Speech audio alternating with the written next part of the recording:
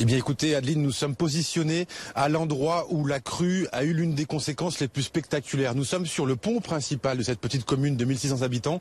Ce pont s'est effondré sous la puissance de l'eau de la rivière du Trapel qui se jette dans l'Aude.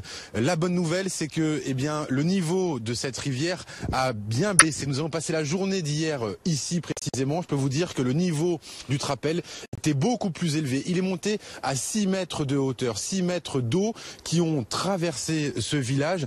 650 des 800 habitations ont été sous l'eau, en tout cas au rez-de-chaussée. Il a fallu pour la plupart des habitants se réfugier au premier étage pour éviter évidemment le pire, pour éviter d'être noyés. Certains aujourd'hui n'habitent plus évidemment dans leurs habitations, ils habitent chez des amis, chez des voisins. Il y a un vrai élan de solidarité ici. Il faut savoir par ailleurs qu'il n'y a plus d'électricité pour une grande partie des habitations, il n'y a plus d'eau potable. La mairie a donc installé une cellule de crise pour distribuer de l'eau, de la nourriture, pour faire dormir aussi certains sinistrés qui n'avaient pas d'autre choix finalement que de partir de leurs habitations. Et puis nous sommes allés voir ce matin le PC sécurité des pompiers qui nous ont dit deux informations très importantes. D'abord, à partir de 8 heures, une quarantaine de pompiers vont intervenir pour continuer leur travail de repérage et de nettoyage. Car vous le voyez, cette rue qui est en fait l'avenue de Ville-Gaillac est encore dévastée. Il y a des cailloux partout, il y a des voitures enchevêtrées les unes sur les autres encore. Il y a donc encore un gros travail